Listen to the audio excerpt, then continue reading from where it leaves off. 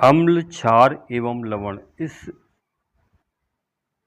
चित्र में आप देख रहे हैं यहाँ पर 3 चीज़ें दिखाई गई हैं। पहला जो है आपका अम्ल है, दूसरा है लवण और पहला अम्ल, दूसरा क्षार और तीसरा लवण। तो यहाँ पर अम्ल का नाम लिखा हुआ HCl, जिसको हम कहते हैं हाइड्रोक्लोरिक अम्ल। इसमें 2 तत्व पाए जाते हैं, हाइड्रोजन और क्लोरीन। दूसरा है NaOH, सोडियम और हाइड्रोक्साइड।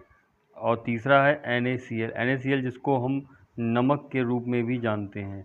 सोडियम अम्ल और क्षार मिलकर के लवण का निर्माण करते हैं। तो हम इस वीडियो में कक्षा 7 की पुस्तक विज्ञान भारती के तीसरे पाठ से अम्ल एवं क्षार के बारे में पढ़ेंगे विशेष तौर पर।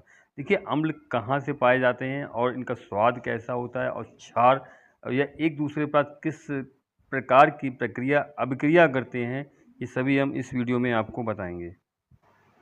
सबसे पहले हम अम्ल एवं उनके स्रोत के बारे में चर्चा करते हैं। जैसा कि आप देख रहे हैं, हमारे पास एक सारणी दी गई है। इस सारणी में लिखा हुआ है नींबू, नारंगी तथा संतरा।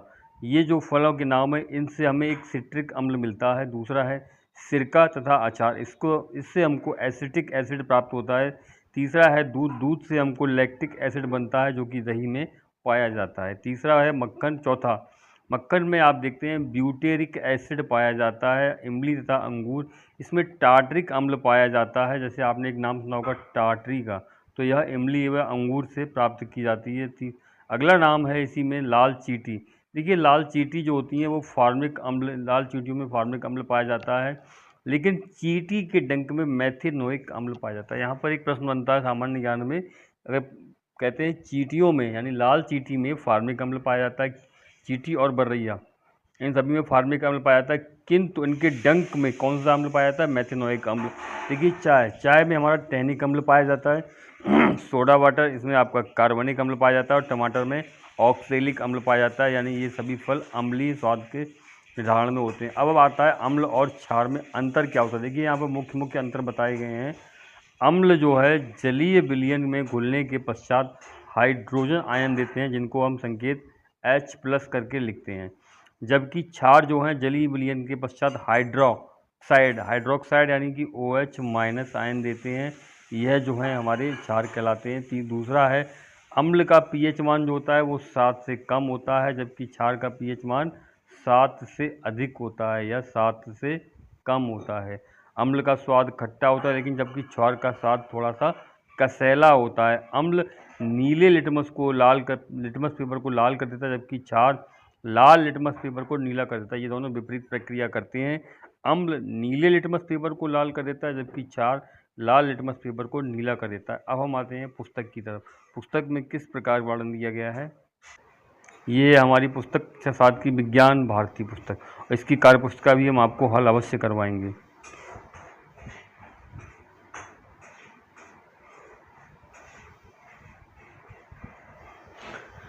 अम्ल की परिभाषा देने से पहले यहाँ पर कुछ फलों के बारे में भी बताया गया है। तो देखिए, यहाँ पर कौन कौन से फलों के बारे में बताया गया। पहला है नींबू का रस। देखिए, नींबू का रस जो है कैसा स्वाद में होता है? खट्टा। और इसमें कौन सा अम्ल पाया जाता है? साइट्रिक अम्ल। इसी तरह से आपका संतरे का रस, इसमें भी आपका साइट्रिक अम्ल पाया जाता है। सिरका और अचार, अभी हमने बताया था सिरका और अचार जो भी स्वाद में खट्टा तो होता है, लेकिन इसमें एसिटिक अम्ल पाया जाता है। जबकि दूध और दही में आपको लैक्टिक अम्ल मिलता है।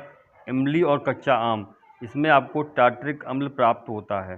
तो अब हम आते हैं अम्ल की परिभाषा की तरफ। अम्ल क्या होते हैं? देखिए, उपयुक्त सारणी में हमने अंकित नींबू, सिरका, दही, इमली, कच्चा आम आदि पदार्थों का स्वाद खट्टा है।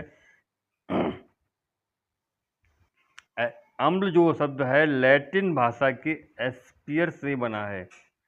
एसिड शब्द, अम्ल को इंग्लिश में एसिड कहते हैं, और यह लैटिन भाषा के एसियर से बना है। इसका अर्थ होता है खट्टा हुआ पदार्थ जो स्वाद में खट्टे होते हैं, अम्ल कहलाते हैं। भोज्य पदार्थों में पाए जाने वाले अम्ल प्राकृतिक या कार्बनिक अम्ल कहलाते हैं। ये अम्ल बहुत ही क्षीण प्रकृति के होते हैं। इन्हें हम दुर्बल अम्ल कहते हैं। इनकी दुर्बल प्रकृति के कारण ही इनका उपयोग भोज्य पदार्थों के रूप में होता है। कुछ अम्ल बहुत प्रबल होते हैं, जो त्वचा पर पड़ जाने पर उसे बुरी तरह से जला देते हैं। इन्हें खनिज अम्ल या प्रबल अम्ल कहते हैं। जैसे सल्फ्यूरिक अम्ल H2SO4, हाइड्रोक्लोरिक अम्ल, इसका संकेत HCl होता है। नाइट्रिक अम्ल HNO3 होता है। इनकी प्रकृति के कारण उनको हाथ से छूना अथवा चखना बहुत हानिकारक होता है। ऐसे अम्ल जिनमें पानी की मात्रा अधिक होती है, देखिए पहले हमने आपको बताया प्रबल अम्ल और खनिज अम्ल, अब आता है तनु अम्ल और डाइल्यूट अम्ल, सांद्रित अम्ल। देखिए तनु अम्ल जिनमें जल की मात्रा अधिक होती है वे तनु अम्ल कहलाते हैं। जिस प्रकार अम्लों में पानी की मात्रा बहुत कम होती है उन्हें हम सांद्र अम्ल कहते हैं। सांद्र अम्लों में पानी की मात्रा बढ़ाकर के उन्हें तनु अम्ल में बदला जा सकता है। अम्ल को तनु बनाने समय विशेष ध्यान रखना चाहिए कि पहले पात्र में पानी लेकर धीरे धीरे उनमें अम्ल मिलाना चाहिए। कभी भी अम्ल में पानी नहीं डालना चाहिए, ताकि ऐसा करने से अम्ल से जलने की संभावना अधिक रहती है। अब हम बात करते हैं क्षारक की। देखिए खाने का सोडा, आपने नाम सुना होगा खाने का सोडा, यह एक क्षारक होता है और इसका स्वाद कसैला होता है। खाने का सोडा, इसका सूत्र होता है NaHCO3। NaHCO3 इसको हम सोडियम बाइकार्बोनेट भी कह सकते हैं। के विलयन को अपनी उंगलियों के बीच में रगड़ें तो यह साबुन जैसा चिकना हो लगता है। ऐसे पदार्थ को स्पर्श करने पर साबुन जैसे लगते हैं। भस्म या क्षारक या बेस कहलाते हैं। जो भस्म, क्षारक या बेस अत्यधिक जल में अत्यधिक घुलनशील होते हैं, ये क्षार एल्कली कहलाते हैं। इनमें कुछ उदाहरण हैं NaOH सोडियम हाइड्रोक्साइड, दूसरा है KOH पोटेशियम हाइड्रोक्साइड, चूने का पानी NH4OH एमोनियम हाइड्रोक्साइड। ये सभी क्षार भस्म हैं, पर सभी भस्म क्षार नहीं होते हैं।